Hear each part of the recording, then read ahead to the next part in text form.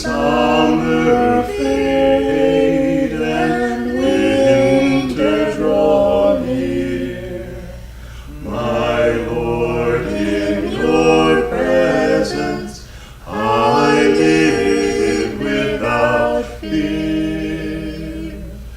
Through tempest, through snow, through turbulent tide, the touch of your hand is my strength and my guide. I ask for no riches that death can destroy. I crave only thee, your love and your joy. I ask for no riches that death can destroy.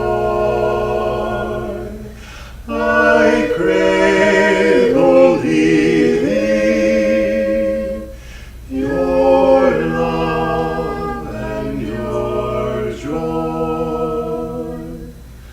The dancers will pass, the singing must end.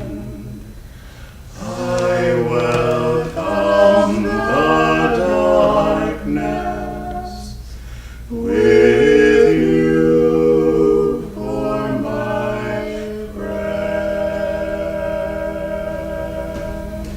The voice of God calls us to awaken him. How will he find us when he comes? Awake and ready. And when he asks us to dedicate our lives ever more perfectly to him, how will he find us? Awake and ready. Let's begin with a prayer. Divine Mother, Divine Mother, Heavenly Father, Heavenly Father, friend, beloved God, friends, beloved God, gurus of self-realization, Gurus of self-realization, Lord Jesus Christ, Lord Jesus Christ, Krishna Babaji, Krishna Babaji, Lari Mahashai, Narayan Mahashaya, Swami Shri Yukteswarji, Swami Shri Yukteswarji, Gurudeva, Gurudeva, Paramahansa Yoganandaji, Paramahansa Yoganandaji, saints and sages of all religions, saints and sages of all religions, we invoke thy blessing.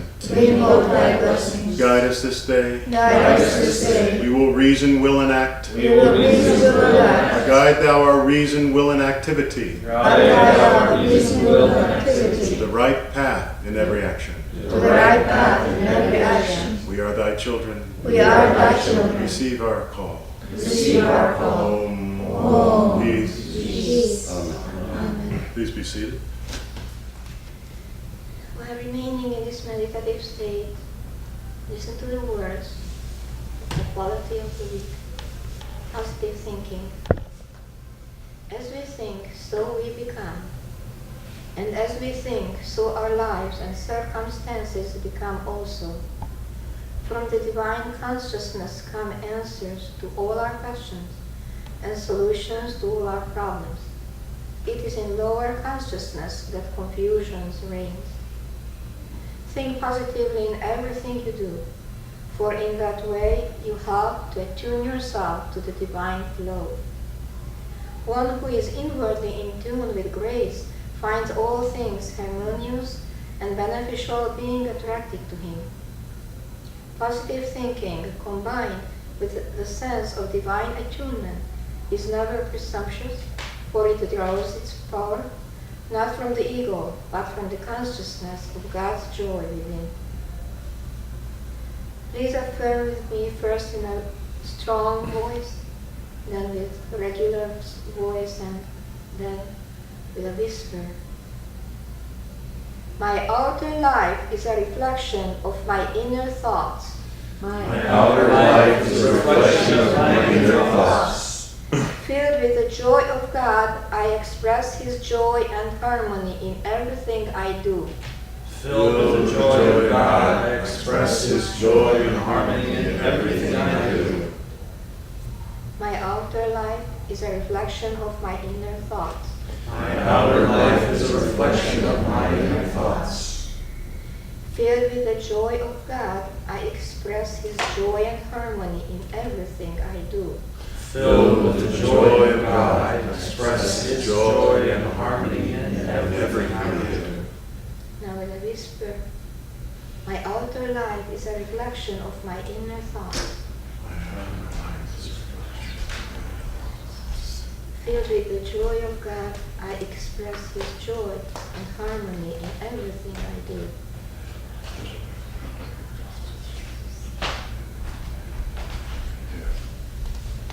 And repeat it only mentally. My outer life is a reflection of my inner thoughts. Filled with the joy of God, I express His joy and harmony in everything I do. Please pray with me silently. Problems cannot exist, Lord, whenever Thou art near. Give me strength always to hold Thee in my heart. Peace. Amen. We'll have the readings from the scriptures, from the Bible and Bhagavad Gita.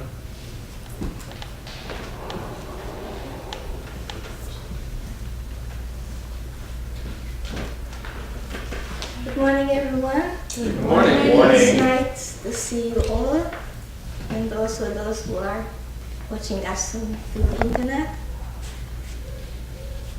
This is the reading from the Rays of the Moonlight, with the commentaries on the Bible and Bhagavad Gita by J. Donald Walters, Swami Ananda.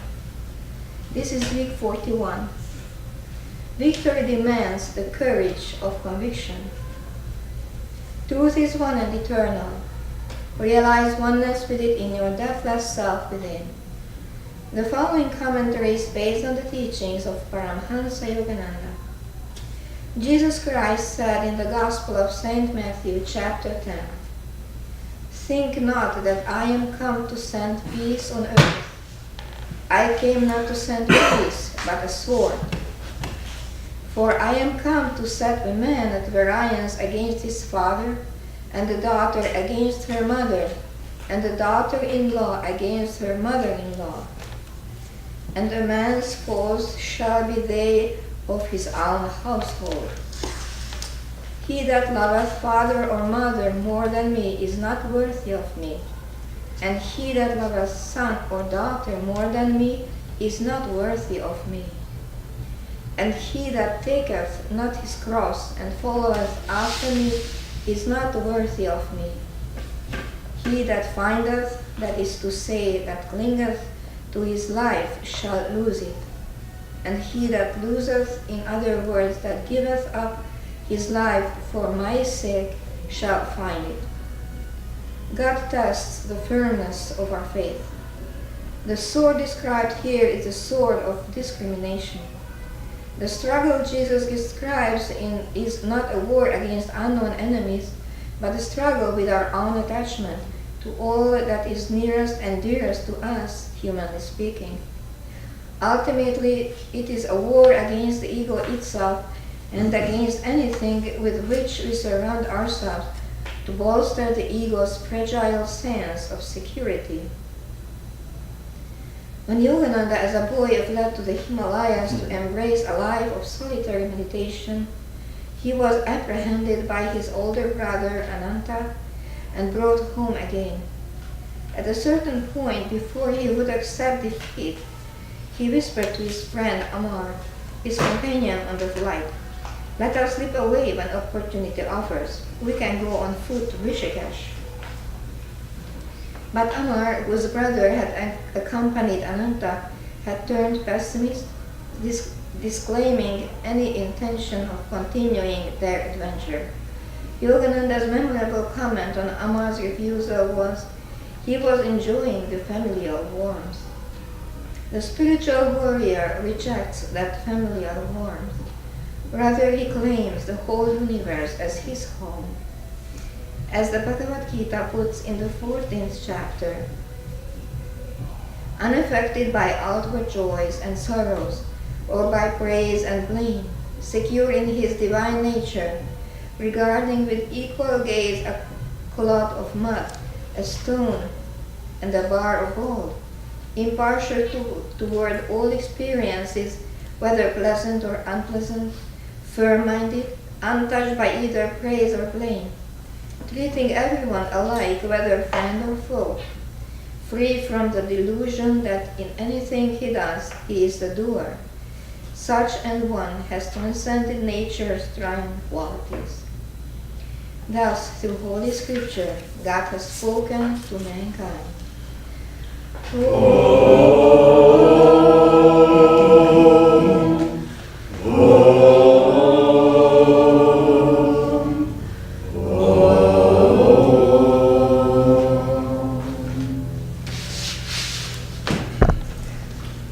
I'd like to read from Whispers from Eternity.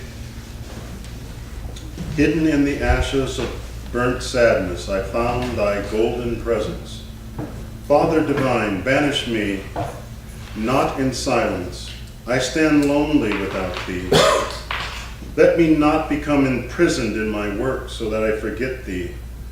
I will go within in meditation to bring thee without into the marketplace of life. Wherever thou dost place me, there must thou come. Hidden within the ashes of my burnt sadness, I shall find thy golden presence. I'd like to share a song with Keshava. This is a song that Yogananda wrote, and it's a very has a very deep message to it. It's a chant that's not sung very often, and it's called "When My Dream's Dream Is Done." It's a very sort of haunting, has a haunting melody to it, and I've always wanted to do this song with Keshava, so.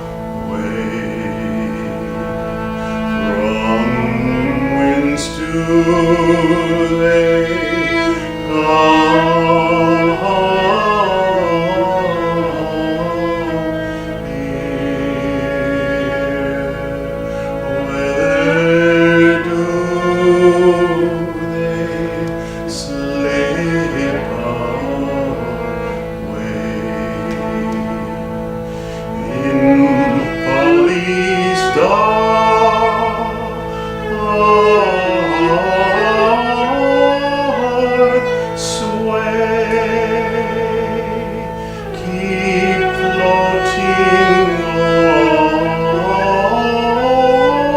on hope's way. Take the dust of each one's feet, serving Mother where she sleeps. When my dreams dreaming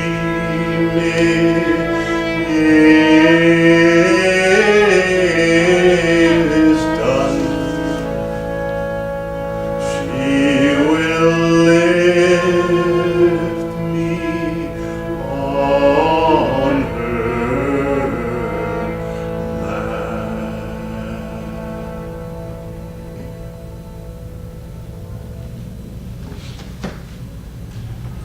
It's a very powerful song, and the meaning is very, very deep. It's the basis of this discussion this morning from the Bible and Gita around viewing life as a journey for spiritual awakening. We're here to learn lessons. That's what this life is all about. And we get caught up in the cul-de-sacs of worshiping the movie stars. It was a very interesting thing someone put up on Facebook. They did this interview, this production company. They were on the street. I don't know if it was Los Angeles. It might have been some other place. But they were on the street and they were interviewing people. And they said, we're asking some basic questions. Who is the Vice President of the United States? And this person was in the interview. They just didn't know. Well, who is Angela? There were other questions like who won the Civil War? Who won the Civil War? They didn't know basic questions of American history. But who was getting a divorce in Hollywood? Oh, Angelina Jolie and Brad Pitt. Everybody knew that. Who is Snorky or Snooky? I don't know Yeah. who is that. Right away they told, oh, this TV series. It's amazing. There's an expression in India of Swami Shankara. He was one of Yogananda's incarnations around 2,000 years ago, and he said children are playing with toys and playthings and watching cartoons and movies, and the adults are preoccupied with having children and sex. In old age, everyone is preoccupied about their illnesses and death.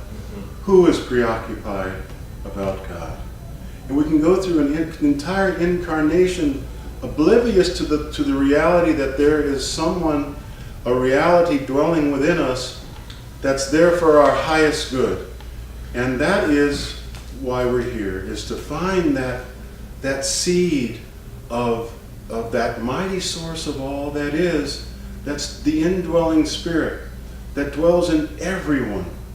Now Jesus, in this passage from the Bible, is really laying it on thick. He says, I've not come to bring peace on earth. I've come to bring a sword.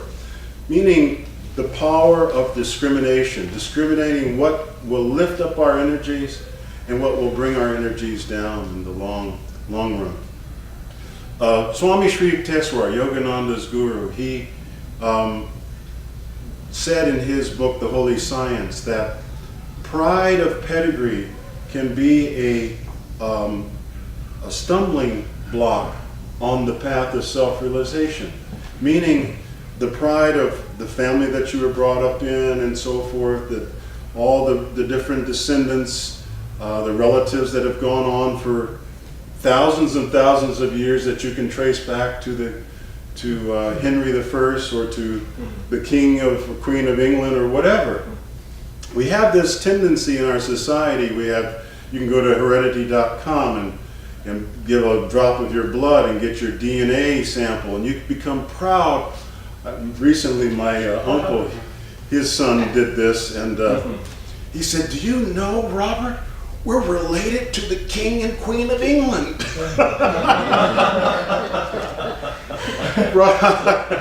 Wow, that's far out.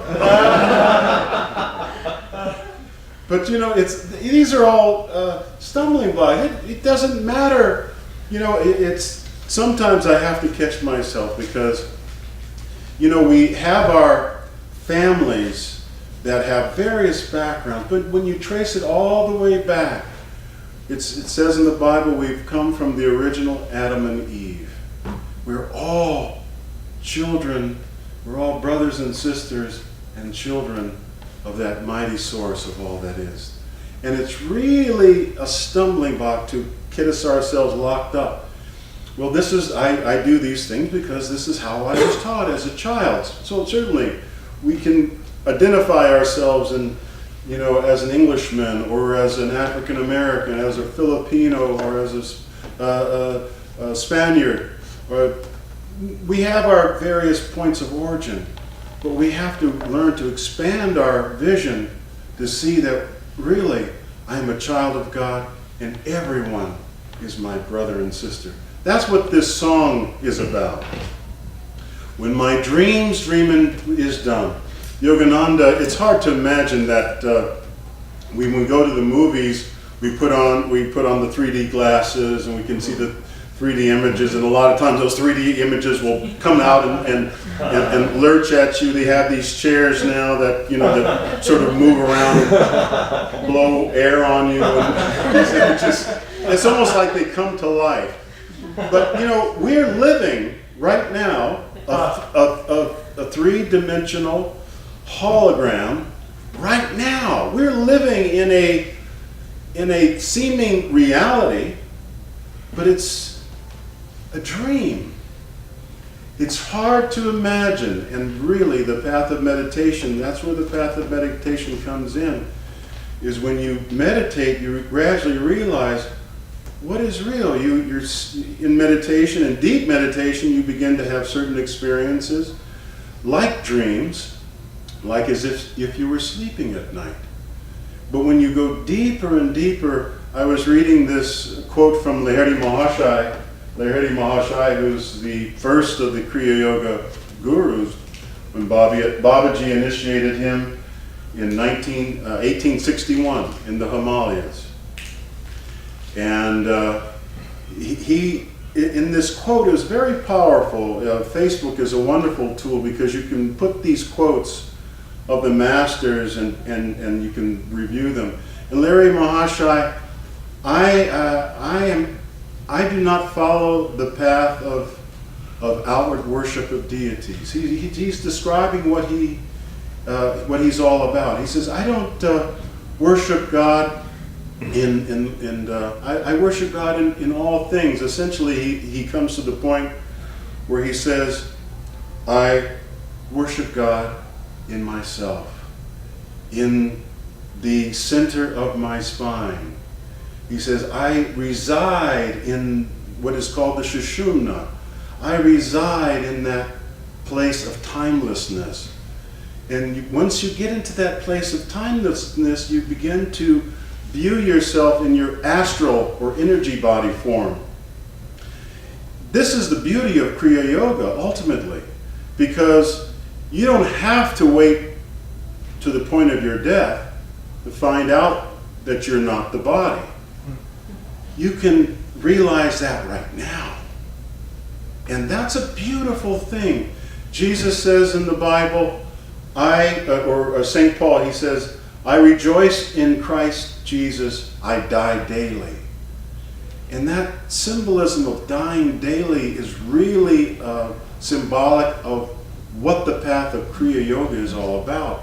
Because we want to sit and meditate to the point where we go beyond the physical body. And our memory of our astral body is without form. it's similar to this body, but it takes on a whole dimension of light and color. Yogananda would say, when you're putting on your makeup in the morning, understand that you're much more than the makeup that you're putting on. That you are a radiant being of light. And you're here in this world to learn lessons. In the process of learning your lessons, we need to wake up. That's where meditation comes in.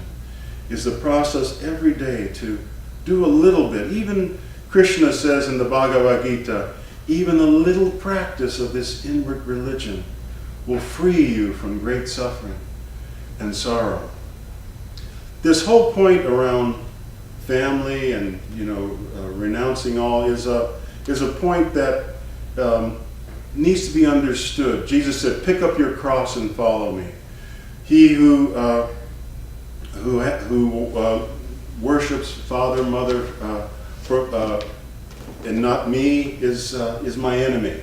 Really, there's a point on the path when you begin the path where you have to find your true nature, and you have to break the hypnosis that it's the people that you come together with at your family reunions. Who is my mother, who is my father, but he who does the will of my Father who is in heaven.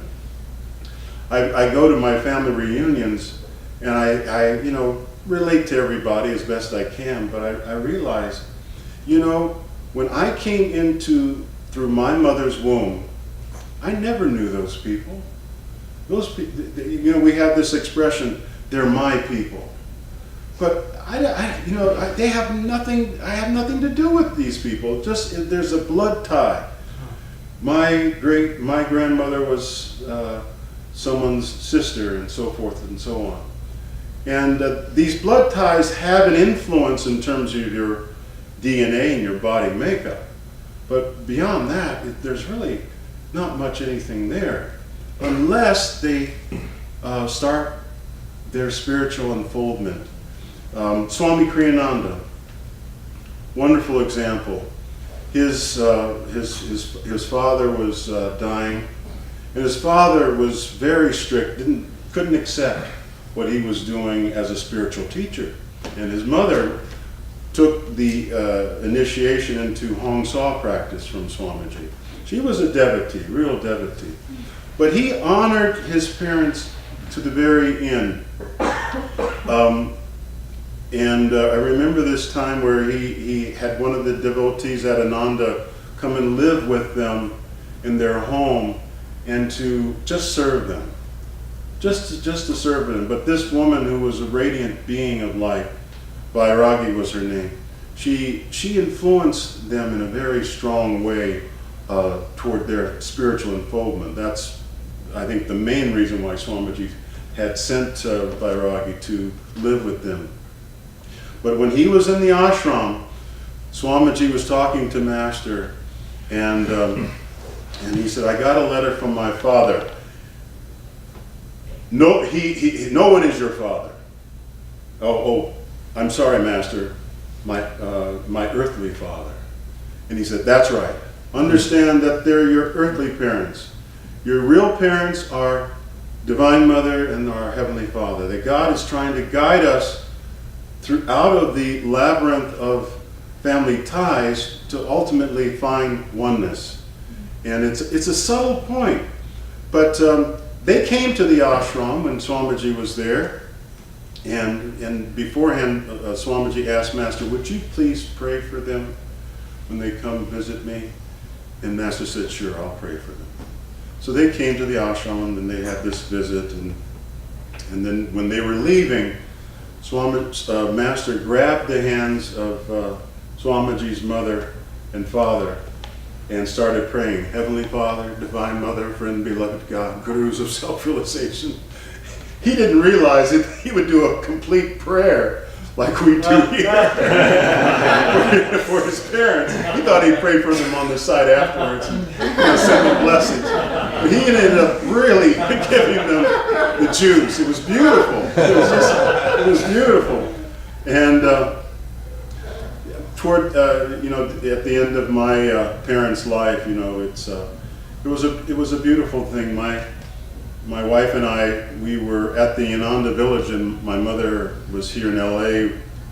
She had a heart attack, and we came immediately down. It was Spiritual Renewal Week in 2010. Came down from Spiritual Renewal Week, left, and she recovered, and she didn't pass away. We thought she was. She passed away a month later. But after we left her, she couldn't speak. She had a stroke. She just simply waved. And then we heard that she passed away, so we came for the funeral and a month later.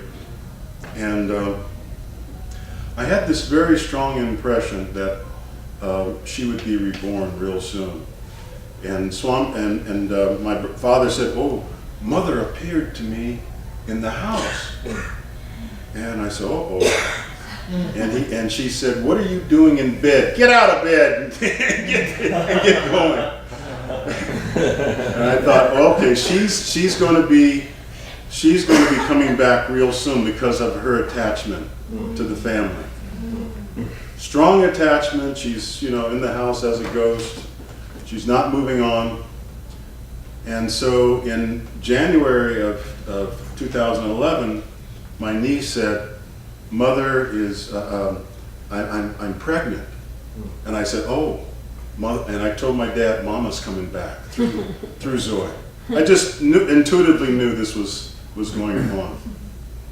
So the baby was born. 2-day-old baby came home, and we came to visit my niece. The baby hears our voice. She opens her eyes wide, and I'm 2-year-old baby, opens her eyes wide, 2-day-old baby, and waves. That was the last expression that my mother gave to us before her passing. She waved, and the same thing. She waved. Now she's 5 years old, and she's very shy towards me because she loves me so much. It's unheard of. She comes up, gives me a hug, and then runs away. It doesn't make sense because I haven't had any contact with her. But that's what's going on, folks. We come into this world, and we leave this world, and we come back again. And lifetime after lifetime, take the dust off of each one's feet, serving Mother where she sleeps. When my dream is done, she will lift me on her lap. And that's the goal of being lifted up on Divine Mother's lap. Who is my Father? Who is my Mother? Those who worship and become one with that divine essence within yourself. That's the journey, folks. That's the battle that Jesus is talking about in this passage. And so see everyone as your brother and sister. See everyone as someone who is there to be served. Take the dust off of each one's feet, serving Mother where she sleeps. God bless you.